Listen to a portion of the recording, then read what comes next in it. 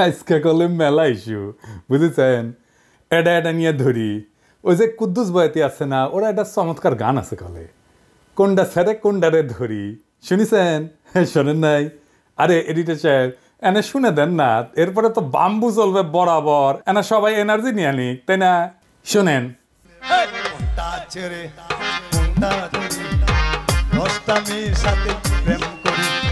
এইটাও ভালো এইটাও ভালো এইটাও ভালো এইটাও ভালো কারে তুই কারে ও হন্দিয়া করি কোনটা ছেড়ে কোনটা ধরি গানটা ক্যাঙ্কা ভালো না এনার্জি আসিছে না হ্যাঁ কুদ্দুস বয়াতি কলে আমার খুব প্রিয় শিল্পী বুঝছাও এবার আসেন প্রথম ইস্যু আমি গতকাল কইছিলাম না যে আগাম নির্বাচনের ইন্ডিয়ার ইস্যু বিনা সিকরি কি বলেছিল দেখান তো এডিটর সাহেব আবার দেখান The political parties of Bangladesh are saying this to Mohammed Yunus. Elections first. The reforms are to be done only by an elected government. This is business. ঠিক তার পরদিন বলল ভারতীয় সেনা প্রধান যে 5 তারিখ নাকি সারাক্ষণ সে ওয়াকার সাহেবের টাচে ছিল হ্যাঁ ওর মুখেই শোনেন নিজের মুখেই শুনেন এই যে এডিটর সাহেব শুনে দেন I am in touch with the chief of Bangladesh during the time of when this changeover took place. I was in constant touch with him, and even thereafter, in November 24, we had a video conference also. As far as the military cooperation is concerned, is again going up in the same way. Our officers have moved there for the NDC also. When we talk about the relationship we should talk about when there is an elected government.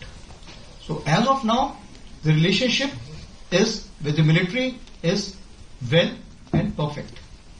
তাইলে ওয়াকার সাহেবের মধ্যস্থতায় যা যা হয়েছে পাওয়ার ট্রান্সফারের তা Indian সেনাবাহিনীর সাথে আলাপ করে হয়েছে ঠিক কিনা এবার বুঝেছেন তো বিপ্লব কখন কেমনে কোনটি গেছে আমি কই নাই আগে কইছিলাম কই নাই আগে ক্যান্টনমেন্টে যায়েন না কইছিলাম এখন বুঝেছেন তো যে মাখা ভাত খাইছেন আর জনগণরে খাওয়াইছেন তা মাইকা দিছিল ইন্ডিয়া আর কি কইছে নির্বাচিত সরকার আসলে সম্পর্ক স্বাভাবিক হবে আবার শুনেন When we talk about the relationship we should talk about when there is an elected government. তার মানে বিএনপির সাথে সেটেলমেন্ট হয়ে গেছে বিএনপি ক্ষমতাতে আসলে তার আর ডিস্টার্ব দেবে না তার আগে যত পারা যায় ডিস্টার্ব দেবে ঠিক কিনা বলেন এবার আসেন দ্বিতীয় ইস্যু বিশিষ্ট বাম মোশাহিদা সুলতানা হাঙ্কেরে প্রথম আলো ওটা একটা জুলাই বিপ্লব নিয়ে কলাম লিখেছে সেটি লিখেছে আনু মোহাম্মদ নাকি এক দফার ঘোষণা দিছিল আর তারপরেই নাকি হাসিনা পলাইছিল বুঝাও লিখেছে প্রেস ক্লাবে হাসিনার পদত্যাগের এক দফা দাবি ঘোষণা করেন অধ্যাপক আনু মোহাম্মদ ঘোষণার পরপর একটি মিছিল প্রেস ক্লাব থেকে যাত্রা করে শহীদ মিনার অভিমুখে বিগত দিনগুলোর কারফিউর থমথমে পরিবেশকে পেছনে ফেলে এই মিছিলে অংশ নেয় দলমত শ্রেণী পেশা বয়স নির্বিশেষে সব ধরনের মানুষ হাসিনার পদত্যাগের দাবিতে ঐক্যমত এবং জনসমর্থন সেদিনই দৃশ্যমান হয় জনসমক্ষে ওরে বাবা হ্যাঁ আপনারা জানেন এক দফা ঘোষণা করে ছাত্ররা ৩রা আগস্ট শহীদ মিনার থেকে এই যে না এইটা সাহেব গুগলে এক দফার ঘোষণা লিখে সার্চ দেন তো কি আসে দেখেছেন আনু মোহাম্মদের নাম আছে দ্রোহযাত্রার প্রধান দাবি কি ছিল দ্রোহযাত্রা দিয়ে একটা সার্চ দেন না এইটা সাহেব ২৪ ঘন্টার মধ্যে সবার মুক্তি দেখেছেন হ্যাঁ সরকারের পদত্যাগ চাইছিল কিন্তু সেটা এক দফা ছিল না মেলা দফা ছিল তার সাথে এভাবে ইতিহাস পাল্টায় যায় বুঝছাও এভাবেই প্রথম আলো তার পক্ষের বয়ান তৈরি করে বামেদের লেগে মানে রক্ত দিল সবাই আর নেতৃত্ব হয়েছে বামের এবার আসেন চট্টগ্রামের ওসি নিজামরে ধোলাই দেওয়ার ঘটনা বিএনপির প্রতিক্রিয়া নিয়ে একটা কথা কয়ে নি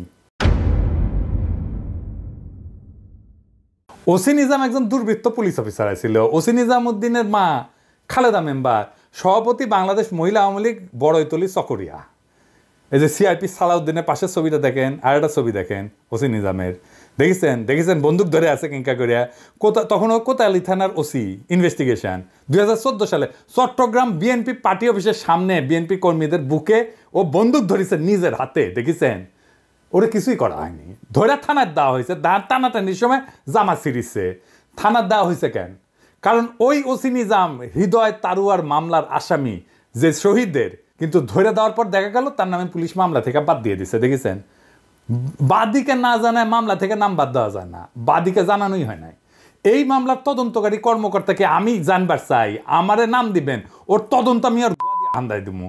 এই নিজামরে ধরিছে শহীদুল ইসলাম শহীদ নামে স্বেচ্ছাসেবক দলের নেতা এক বীর যুবক, আমার স্যালুট তারে দল থেকে বহিষ্কার করে দিছে। কেন? দুইটা কারণে।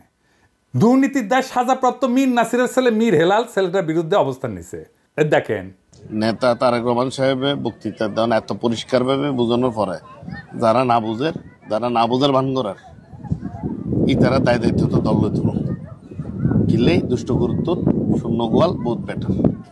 আর পুলিশ অ্যাসোসিয়েশন বিবৃতি দিছে খুনি নিজামের জন্য ওদের মনে নাকি গভীর সমবেদনা তৈরি হয়েছে। হারাম জাদা, হাজারের উপরে ছাত্র জনতারে পাখির মতো গুলি করে মাইরা ফেলাইছো, 25,000 ছাত্র জনতাকে চিরজীবনের জন্য পঙ্গু করে দিছো। ঠোলার আচ্ছা ঠোলা তোর হৃদয় আছে মাদার। ওই শহীদুল কি বলতেছে শোনেন, যে আমার ছেলে দেখতে দেশ নাই। শোনান এডিটর সাহেব। আমি আমার বাচ্চা দেখতে পারি নাই, আমি আমার বাচ্চার মুখ দেখতে পারি নাই।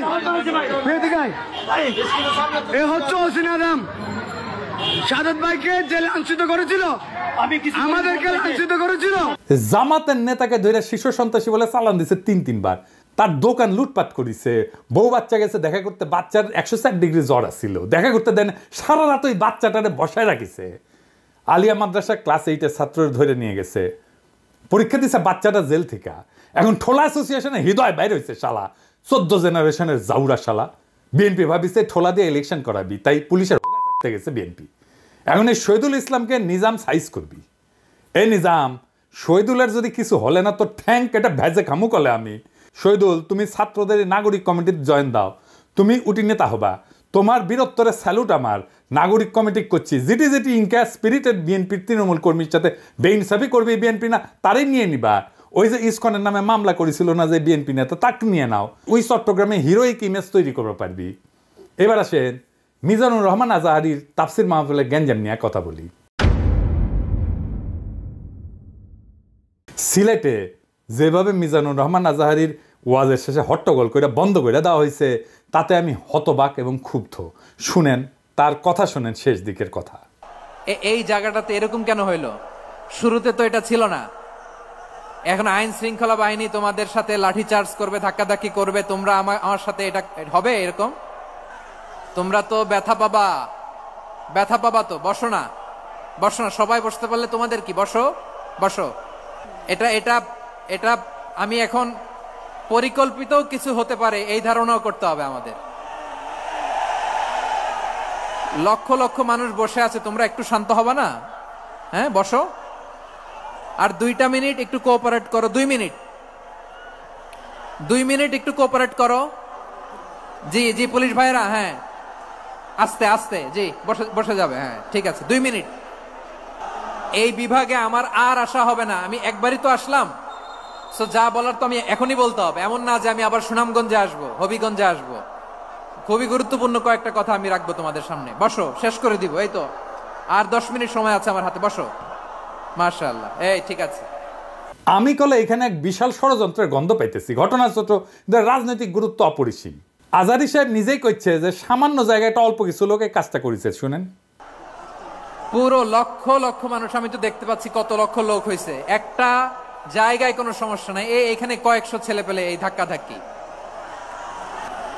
না নিজে শুনতে পারতেছো, না অন্যকে শুনতে দিচ্ছ, না আমাকে বলতে দিচ্ছ। কি করতেছো তোমরা? এগুলো কি করতেছো? আমি আজকে just as a gesture of goodwill, আমি নামটা কইলাম না কে করিছে, কয়া দিব কিন্তু কে করিছে এইটা। এই হট্টগোল হয়ে কেন সুষ্ঠুভাবে শেষ করতে পারলেন না তাফসির মাহফিল আজারি সাহেব? কারণ বিএনপি নেতারা প্রকাশ্যে বলিছে মাহফিলে আজারি সাহেব হেস্তনেস্ত শিকার হবে, এটা কইছে বিএনপি নেতা। সত্যি কথা, আমি ব্যানে করছি না। এই যে শুনেন, রহমান আজারি বক্তব্য রাখে বিএনপির বিপক্ষে, এত সাহস সে কোথায় পায়? আপনি এই জামাতের পক্ষে কথা বন্ধ করেন, নাহলে এই দেশের মানুষ যেভাবে আপনার এই যে মাহফিল করে, মাহফিলে কিন্তু আপনি আস্তে আস্তে শিকার হবেন এই মুসলিম লীগের কারণে। কারণ এই মুসলিম লীগ কিন্তু বিএনপি কে পছন্দ করে, এই মুসলিম লীগ কিন্তু অন্য সংগঠনকে পছন্দ করে। কিন্তু আল্লাহর নামে স্লোগান দিয়ে, ধর্মের কথা বলে, মাথায় টুপি লাগিয়ে, পাঞ্জাবি পরে বিএনপি কে বলবেন না আপনি, তাহলে কিন্তু আস্তে আস্তে শিকার হবেন। আবার যে কোনো মুহূর্তে কিন্তু আপনি দেশান্তর হতে পারেন। ঠিক তার পরদিন এই ঘটনা ঘটলো। তার আগে তো অনেক নেতা, রিজভী ভাই তার সহকর্মীদের তাতায় রাখছে, এখন আজহারীর উপর কেন বিএনপি বিলা? দুইটা কারণে। এক, বিএনপির তো জমায়েত করতে টাকা খরচা হয়, এমন কোনো বক্তা নাই যার বক্তৃতা শোনার জন্য লাখে লাখে মানুষ যাবে। খালেদা জিয়া বা তারেক রহমান আসলে যাইতে পারে, কিন্তু দেশে আছে এমন কোন নেতার বক্তব্য শুনতে এখন আর যাবে না লাখে লাখে লোক। আর আজহারীর বক্তব্য শোনার জন্য স্মরণকালের সর্ববৃহৎ সভা হচ্ছে, যেটি যাচ্ছে সেটি হচ্ছে। এটা গা টাটাইতেছে বিএনপির। জনসমাগম মানে ক্ষমতা, বুঝছাও? আমাদের ভিডিওর ভিউ গেলে ক্ষমতা, আমাদের পোস্টের লাইক শেয়ার ক্ষমতা, এই ক্ষমতাকে বিএনপি চ্যালেঞ্জ মনে করছে। আর 2 নাম্বার, ইন্ডিয়ার ডরায় জনপ্রিয় ইসলামী বক্তারে, এই জন্যই তারা চড়াও হয়েছিল মৌলানা দেলাওয়ার হোসেন সাইদের উপরে। আজহারী সাহেব ইভেন বিগার থ্রেট তাদের জন্য বড় ভয়, কারণ সংঘবদ্ধ মুসলমানে তাদের ভয়। আজহারী জামাত করে না, তার বয়স কম, তারা যুদ্ধাপরাধী বানাইতে পারবে না, চমৎকার কথা বলে, আধুনিক মননশীল, অপূর্ব সুন্দর গলা আর চেহারা মাশাআল্লাহ, ইংরেজি বলতে পারে ভালো। এইরকম একজন দায়ীকে কোনোভাবে টলারেট করবে ইন্ডিয়া? করবে না। এক বেকুব তার মাথার দাম ধার্য করেছে, শুনেছেন? শুনেন।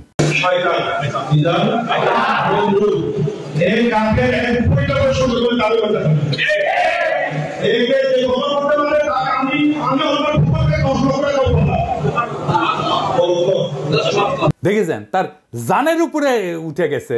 পুলিশকে করছে ওই হারামজাদার এখন ধরে প্যাকেট করেন, ওই যে কইছে 10 লাখ টাকা দিবে ও প্যাকেট করেন।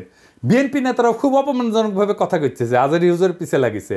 দেখেন দুদু ভাই কয় আজহার নাকি মাজার কি যেন আছে, দেখেন শুনেন। ওই যে কে যেন আজহার নাকি মাজার একজন আছে। দুদু ভাই, আপনারা যে বিএনপির দুদু বলে এটা জানেন?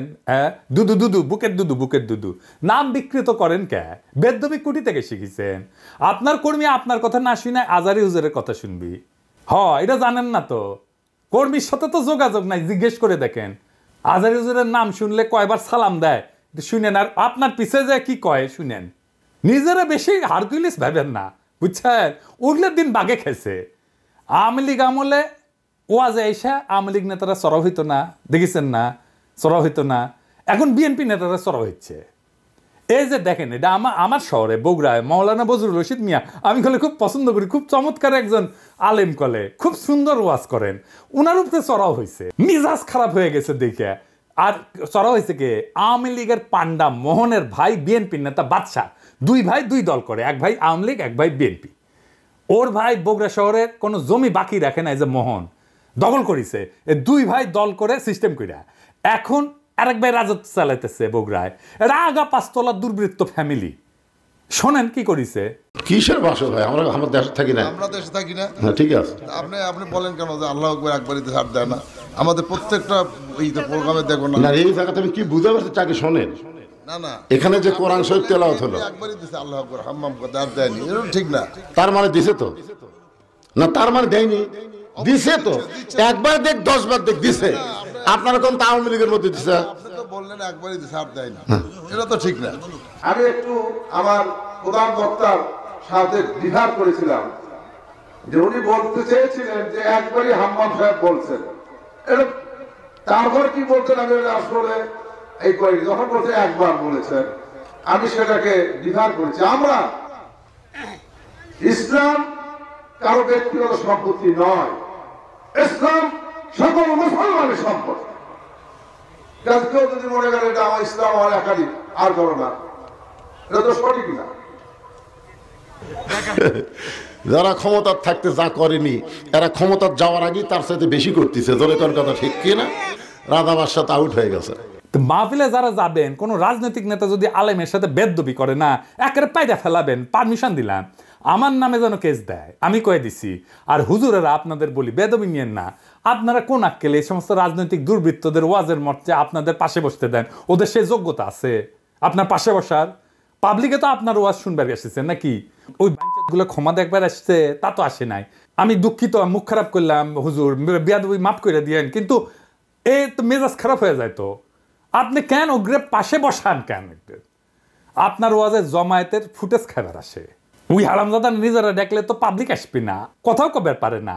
আপনার ওয়াজের জমায়েতের ফুটেজ খাবার আসে, এটি এসে সে দেখায় যে আমি মেলা বড় নেতা। এগুলোর পাত্তা দিবেন না, দাবরানি দিবেন, সাইজ হয়ে যাবে। ওয়াজের দিন তারিখ যেদিন ফাইনাল করবেন ওই সময় কয়ে নেবেন মঞ্চে, যেন কোনো রাজনৈতিক নেতা না উঠে। এই হারামজাদাগুলো সেকুলার সাজে কয় যে ধর্মকে রাজনৈতিক উদ্দেশ্যে ব্যবহার করা যায়। তুই উঠিস কেন ওয়াজের ইয়েতে? তুই রাজনীতি করিস তো, তুই ধর্মকে ব্যবহার করিস কেন? তাইলে তুই উঠিস কেন ওয়াজের স্টেজে, মঞ্চে? কোনো রাজনৈতিক নেতাদের বক্তব্য দিতে দেওয়া যাবে না। ওরা কয় না নির্বাচনে আসেন, রাজনীতিতে আসেন, কয় না। হ্যাঁ, এই যে দুদু ভাই কইছে, এই যে শুনেন, ভাইরে রাজনীতি করবেন স্বনামে আসে, আড়াই লাখ লেগে রাজনীতি করে। এবার কইবেন তুই এটা ওয়াজ কর, নিজে নিজে কর, দেখি দেখি হাউ মেনি প্যাডিতে হাউ মেনি রাইস, পারিস নাকি দেখি। আগামীর বাংলাদেশে রাজনৈতিক দুর্বৃত্তদের ঠাঁই নাই। হাজারো ছাত্র জনতা এমনি এমনি তাদের জীবন দেয় নাই। আমরা নতুন রাজনীতি চাই, আমরা নতুন কণ্ঠস্বর চাই, আমরা ফ্রেশ জিনিস চাই, সেকেন্ড হ্যান্ড মাল না।